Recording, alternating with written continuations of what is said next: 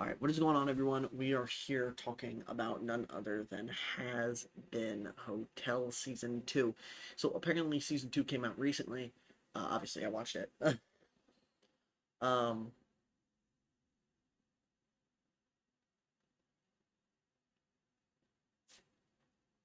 it was pretty good. We're going to be talking about the positives and negatives of, of it, because there's not a lot. But I did enjoy it. If you like Has Been Hotel, I would recommend continue watching and going to check it out. The opener is a lot better and a lot stronger than season one's. That's for sure. Uh, what I do know though is jokes were overused. Hey, there were two really overused jokes in episode one. They had a drink called harder. You get it. I don't want to say it. And that was pretty funny the first few times, but I think they used it like 4 or 5 times, and it got a little old really quick. Uh, that wasn't as bad though. You can definitely deal with it because it's a very subtle joke. But there was one that was up in your face the entire time of episode one, and that was this news reporter guy talking about killing his wife. It was funny at first, and then he just kept going. Just kept going. It was overused. Overall, episode one was really good. It was better than episode one for season one. Episode one, season two is definitely a lot better. Um, this is where we're gonna get into heavy spoiler territory. So if you uh have not, what was that? Ah, scab. If you have not watched Has Been season two, I would go watch it now. I would come back to this video and go watch it now. And then once you're done, come back. Unless you just want a summary. Uh, Episode one was kind of reintroducing the characters. It opens with the hotel being packed, completely packed. And with this, it's not because of a good cause. It's because a lot of people, the V's, made a lot of people think that the hotel was for killing angels instead of redemption. That way they could make the hotel look bad and then take in people to give them safekeeping. Um, Obviously, they succeeded with that. The V's are going to be the main villains of season two. We got a couple songs.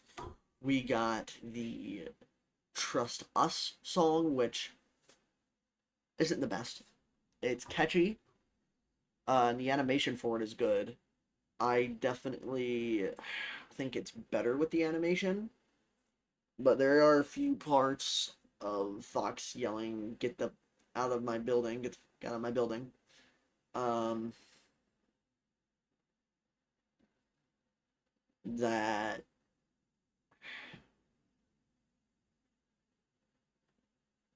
were pretty cringe. They were pretty cringe. I liked it regardless. Then we also got a song for the bees. We got a actual song. I don't know if this was episode one. We did have a Alistair recap song though, like a solo of Amir singing as Alistair, which was pretty cool. It's a really unique and interesting way to do the recap. But to sum it up, Charlie realizes, hey, these people aren't here for what the cause is. Baxter shows up. Baxter stays because he wants to experiment and watch them fail, kind of like Alistair. Except instead of doing it for entertainment, he's there for scientific reasons. Then we learn from Emily, hey, Sir Pentious is in heaven. She tells Charlie, which we already knew. Hotel works, blah, blah, blah, all that. Charlie freaks out, and the episode ends with her screaming on the couch.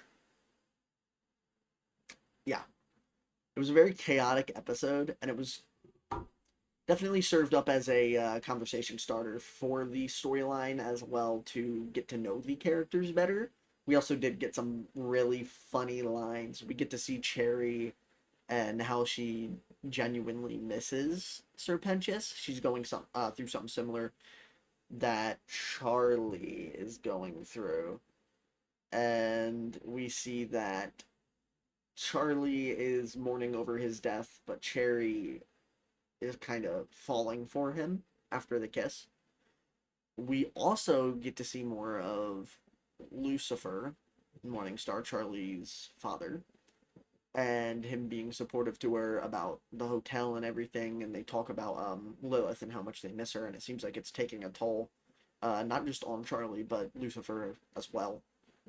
We even see Lilith at some point, and we see her text messages. She's aware they've been calling her, and we even see her hang up on Charlie.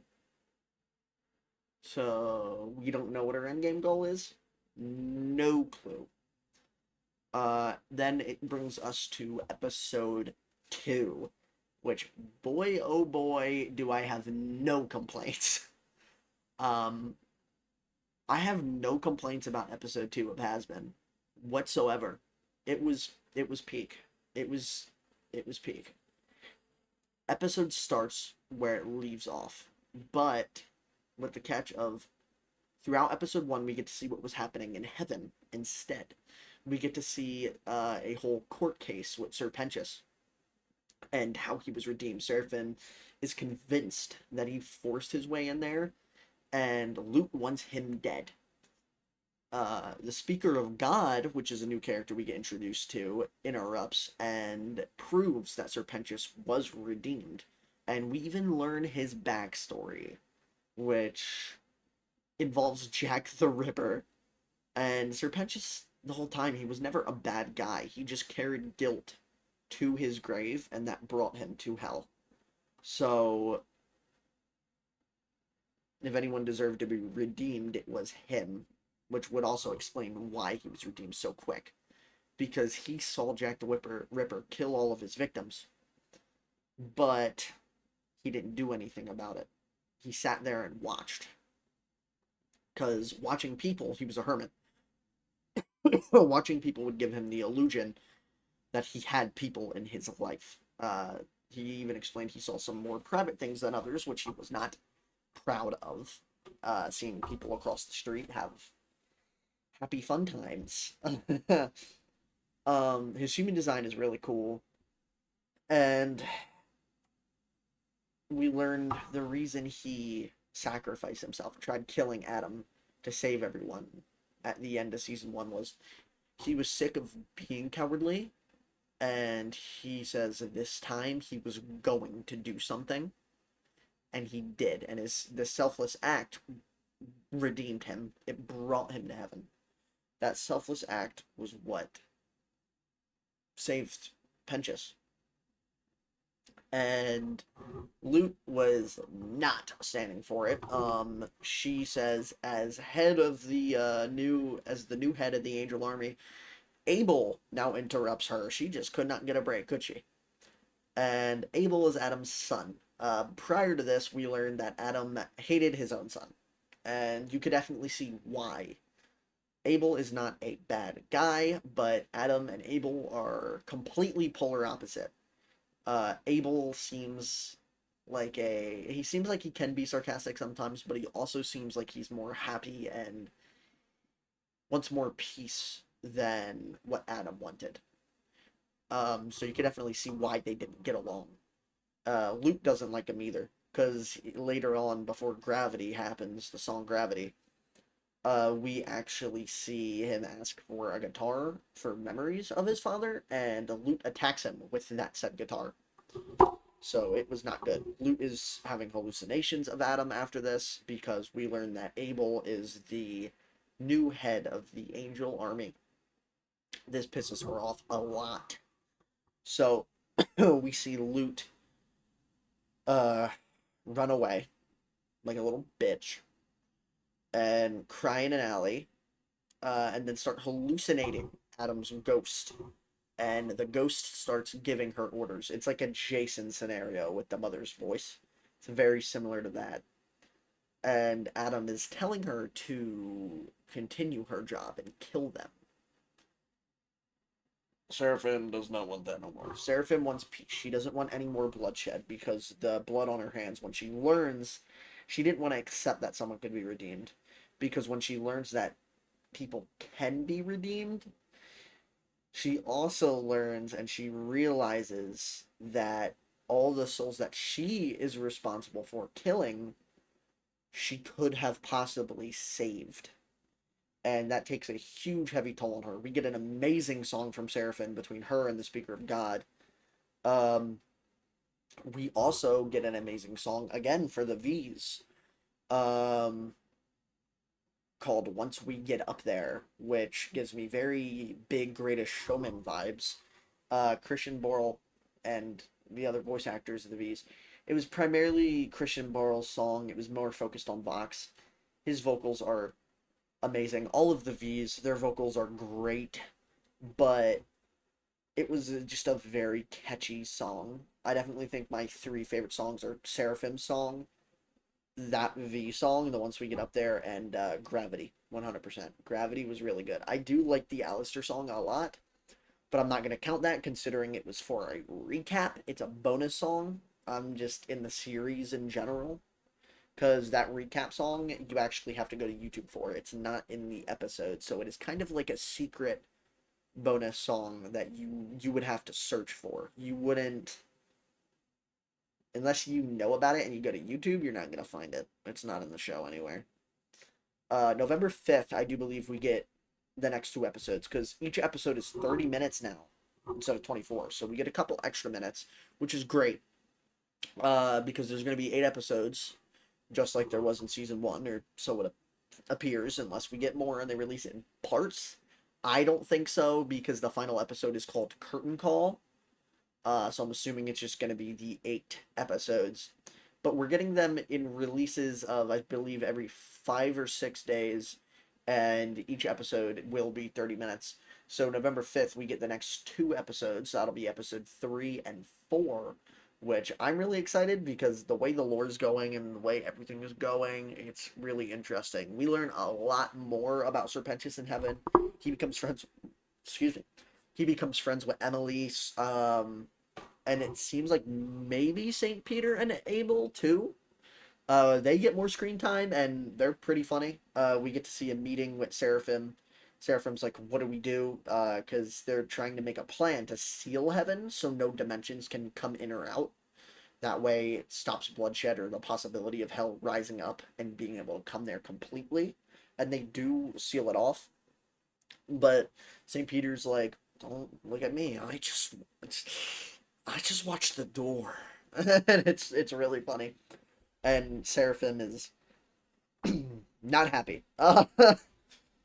Serpentius is having a very hard time. Emily's trying to show him around, make him comfortable, and he just doesn't like it. He only wants to see his friends. He's trying to make inventions to leave heaven, and he can't. Emily explains that he can't leave, and he does try killing himself, but when he shoots the gun, the only thing that comes out is confetti, and he curls up into a ball and cries.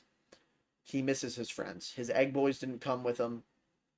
Emily makes him new egg boys, and we do see that one of them survived in the hotel, but they're not with him. Um, Serpentius, and then the episode ends off with, pretty much all that, and we see Emily and Serpentius talking about Charlie. So Emily gives Serpentius his own room, and it has a really weird painting on the wall of Cherry Bomb. And Serpentius isn't even like, he's like, "I could pretend to be surprised, but I have eyes all over my body." And Emily's like, "Okay." And he goes, "Oh wow, this is kinda creepy." He didn't like it. He did not like it. He appreciated the gesture though. He appreciates Emily as a friend. He just didn't like the drawing. Um, and he's just lonely because the whole thing with Serpentius, his whole life he was lonely. He doesn't want to be lonely again. That's what he's scared of. and that's what he feels is happening. And when Emily goes to say like, "Oh, hey, that's right, Charlie. I need to go talk to her and let her know the hotel works." She's like, "Wait, wait, wait. Can I see my friends, please?" And she leaves. Doesn't bring him. Um, and the episode ends off uh, on a cliffhanger of Serpentius going to his bed and the egg boys, the like heavenly egg boys, surrounding him and like curling up into a ball and crying. Uh, it was a really sad episode for Serpentius and Seraphim. Episode 2 was a really sad episode, but they did a lot of things right. We got introduced to how many? Three new characters, right? Yeah, Baxter, who's going to be main cast, and then two other main cast, but for the Heaven cast, seems like the Speaker of God will be important, at least for this season. And Abel, which actually is voiced by the lead singer of Fall Out Boy, so I am praying and crossing my fingers that we get a song for him, because if not, that'll be a huge missed opportunity. If you don't know their songs, if you ever seen the movie Big Hero 6, the song Immortals is in that movie. They made that song. They also made Centuries, which I know a lot of people know, which is a really good song. They make good music. Point is, they make good music. Um, but so far, a lot of the music is really good. The only really, I don't think there is a bad song besides Trust Us. And I wouldn't even go as far to say that song is horrible because it still has a catchy beat. It's really just the get the fuck out of my building part that kind of ruins it for a lot of people. And some people might just not like the song. I definitely think I don't think it's the worst song in the show. I think it's the second worst, and that's my personal opinion because I don't like Welcome to Heaven. I get your pitchforks in the comments. It makes me uncomfortable, and the reason for it, keep in mind, it is a specific thing. It's because every time St. Peter goes Welcome to Heaven, he moans afterward, and it's the moaning that makes me uncomfortable. I don't like that. I don't like it. Besides that, get rid of that part and the song's better. But the factor that they do that more than they get the fuck out of my building, that's what ruins it for me. So I understand why people are like, this sucks. I don't like it. Because I kind of have the same issue with that song, and I really want to like that song. But I can't. It's just I can't take it seriously. Um I also wasn't a big fan of, again, get your pitchforks, get your pitchforks. I wasn't a big fan of More Than Anything. I know. And I wasn't a big fan of It Starts With Sorry. They're just not my type of music. They're great songs. Don't get me wrong, I have my reasons. And I'm going to explain those reasons. So before you get mad, I'm going to explain them. It Starts With Sorry, I looked at more as a comedy song than anything. Um, that was really it. I didn't take it as a serious song. When it came down to More Than Anything, this is too sad. It's too sad. I I don't like sad music. I don't like sad music.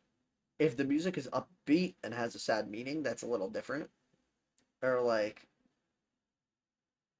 fast-paced music. I'm very picky with slow pacing music, like slow paced music. I'm very picky with that.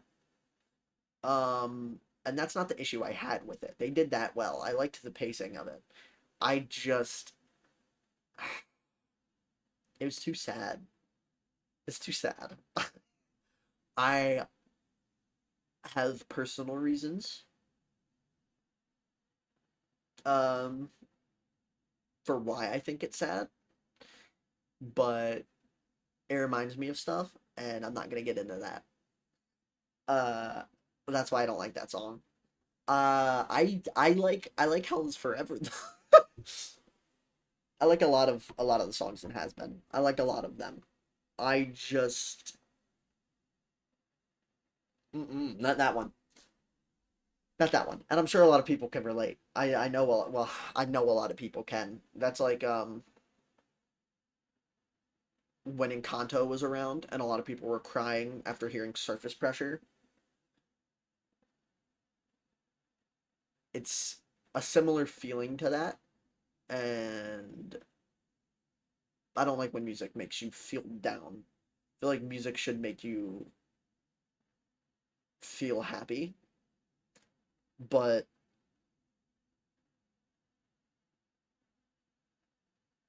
one big thing with music is if it makes you cry or sends a chill down your spine, you also know that it is a really good song.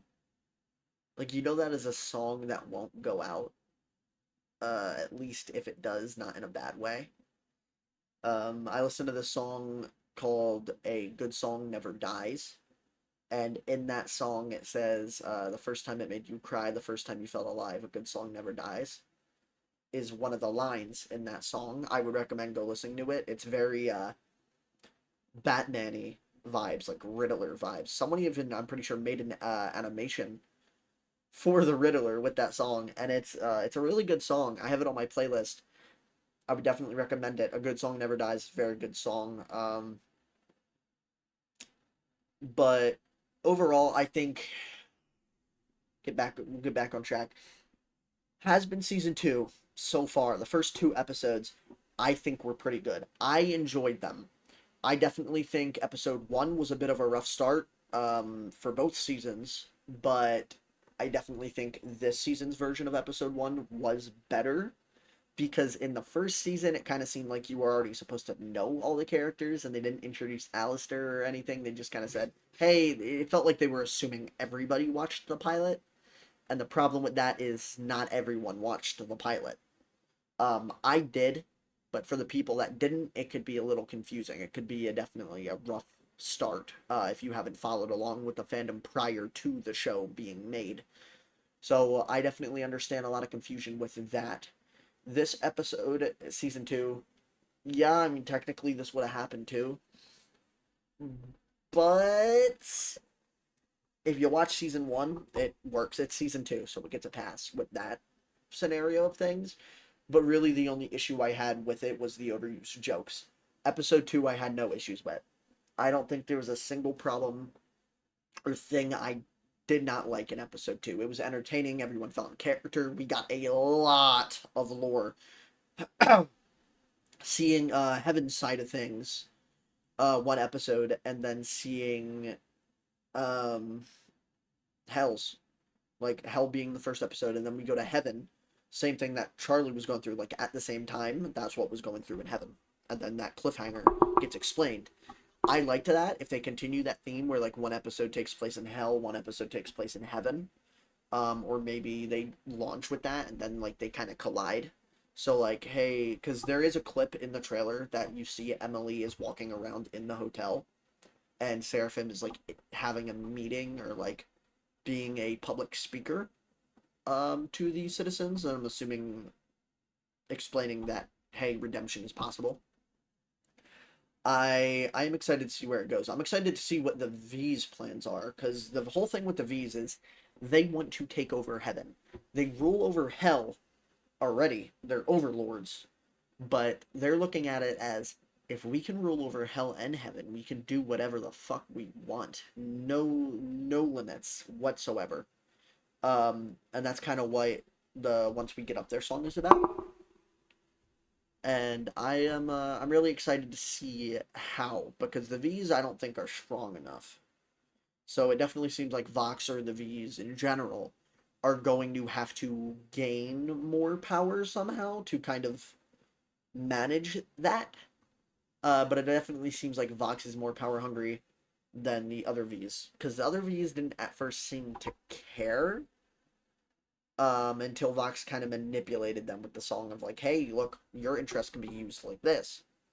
And it definitely makes me think that Vox is going to take his own path this season and kind of separate from the V's, which will cause issues and probably be why the reason he loses.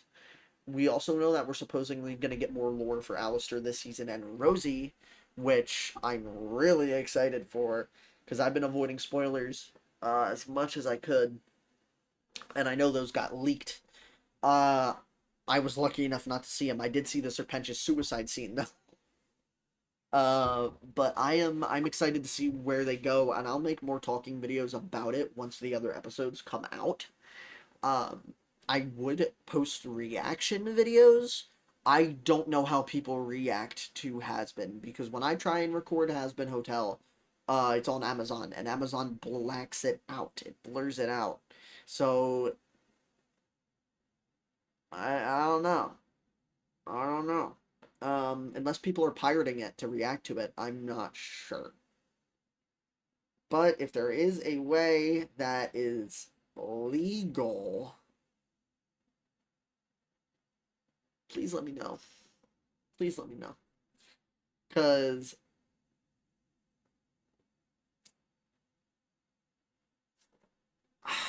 I can't do it with animes either. I want to. I wanted to do it with JoJo.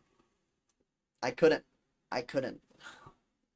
Netflix has the same thing where you can't record stuff. Um,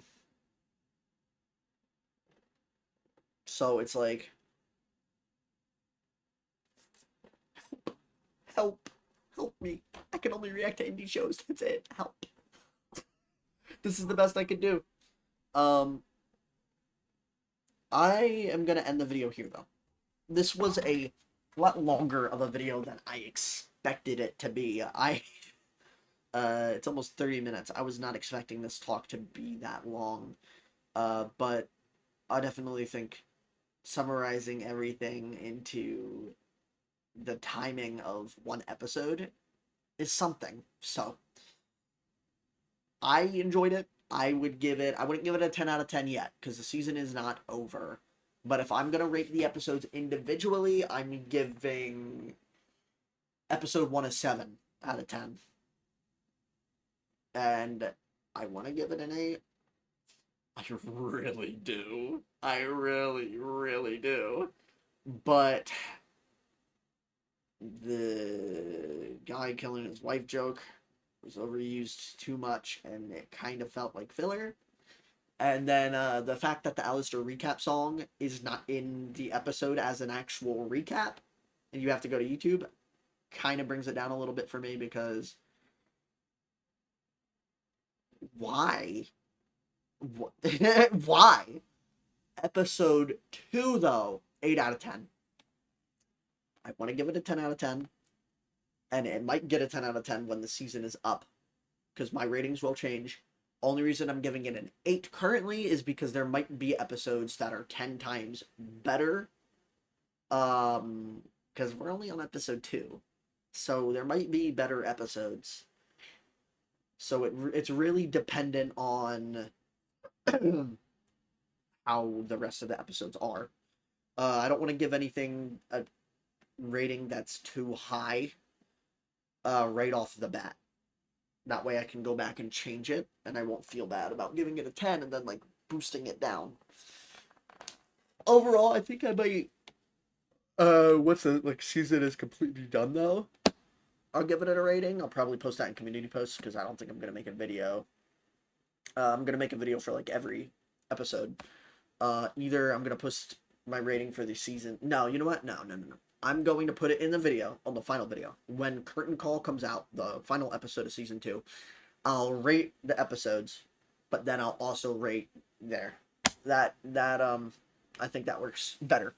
But I will see you guys next time. I believe, be excited. Because next video is Dispatch, episodes 3 and 4. So, I will see you guys next time. So, without further ado, goodbye!